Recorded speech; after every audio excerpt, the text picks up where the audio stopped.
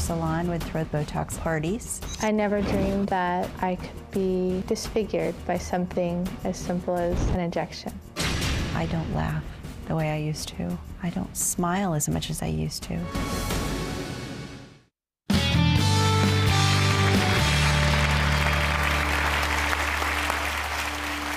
Well, at some point, we're all going to be faced with that situation that we never saw coming, that changes the direction of our lives forever. Now, shortly before they were each getting married, Tiffany and Katrina both attended a Botox party at their local beauty salon. They thought it would be no big deal, but couldn't have been more wrong. I had wrinkles around my lips, so I got injections to smooth out the lines. I had 2 small lines between my eyes that I felt made me look angry. Every 3 weeks, our salon would throw Botox parties. It had been promoted that this gentleman was a doctor from California. All the women that had come in before all had perfect results. I received the injection and almost immediately felt like something was wrong. Within about 2 weeks, the swelling had gotten so bad that I couldn't open my eyes. I had itching, tingling, burning, redness at the injection site. As it turned out, the man who gave us the injections wasn't a doctor. I saw 2 surgeons, and both of them asked what was in my head, and I gave them the best answer I could, which was a non-medical grade silicone. I went to a surgeon to have the product taken out, and about 1/3 of my lip has been cut out so far. I felt disfigured and deformed, sometimes to the point that I wouldn't cash out at a register. I would make my husband go up to do it. I've spent close to $20,000 on doctors and surgeries. I have roughly spent $45,000. It's not covered by insurance. I never dreamed that I could be disfigured by something as simple as an injection.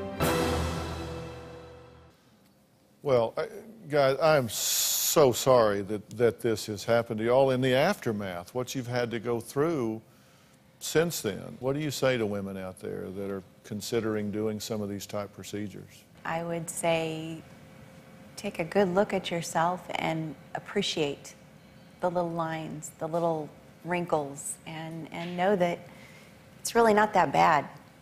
And do your homework.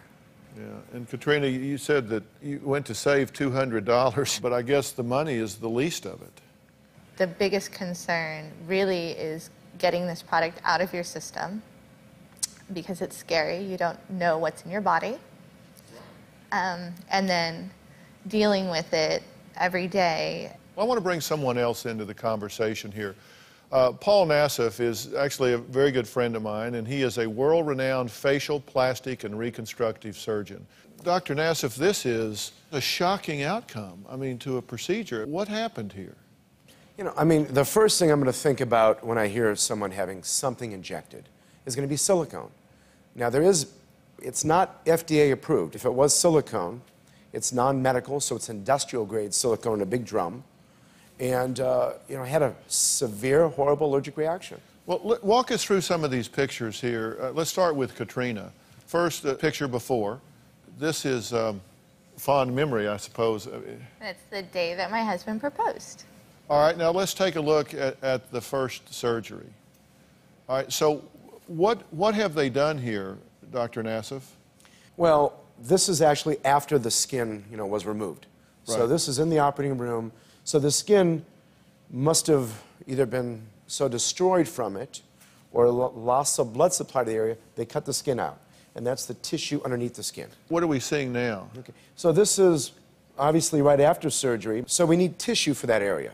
So this is called a forehead flap.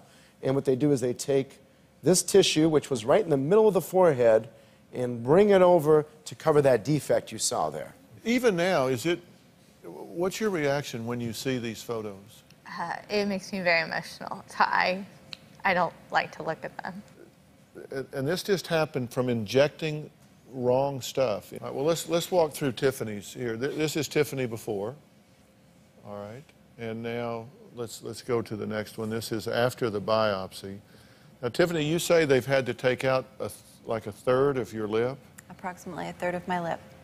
And I have to say, You girls look terrific. I mean, and but wow. So, Dr. Nassif, what's going on here? Well, I mean, this is a lot of swelling. And most likely this is an allergic reaction to whatever, you know, whether it was the silicone. And as you can see above the lip, called the vermilion border, there's this other stuff, these bumps, and everything is very swollen. So at this point, it appears that the doctor took a biopsy to find out, you know, what is this stuff? You guys didn't just do this blindly. There were a lot of women that you knew that had been there that this guy had treated before, so you had some anecdotal information of good experience with this guy, right? Absolutely. Okay, but you didn't check, I know this is painful to answer, but you've got to help a lot of women out there. You didn't check his credentials. You didn't know if he was a doctor, where he went to medical school, any of those things, right? No. But look, listen, if you don't know what's being injected in your body, you just, because some of this stuff can get in there and go really bad, right? Absolutely can wreak havoc. Now, this is a woman in Korea that injected her face with cooking oil. Now, I want you to see what she looked like before she did this. I mean, a beautiful young woman, and here she is right after. Now, that is just with cooking oil, and then she's had a number of surgeries since then, and we can see her post-surgically. Dr. Nassif, what in the world? I mean, how could it create such a horrible, horrible result? Injecting this cooking oil into her skin, obviously, you know, that's not where it's supposed to go. So she had a massive allergic reaction, and it completely destroyed her whole face. So this could have been a whole lot worse. I mean, have you been able to find this guy, prosecute him, hold him accountable in any way? They know exactly where he is, but the Mexican government won't turn him over. Okay, so he came out of Mexico to do this, and he's back there now? Yes. Correct. Isn't there a point at which you just have to recognize you can't change it, and you really have to forgive yourself and maybe even this guy? I'm not saying that it makes it okay what he did, but don't you have to choose at some point to move on? And are you doing that? As shocking as this may sound, I'm not terribly upset with the doctor. I'm more upset about the fact that I trusted people and that I didn't do my homework.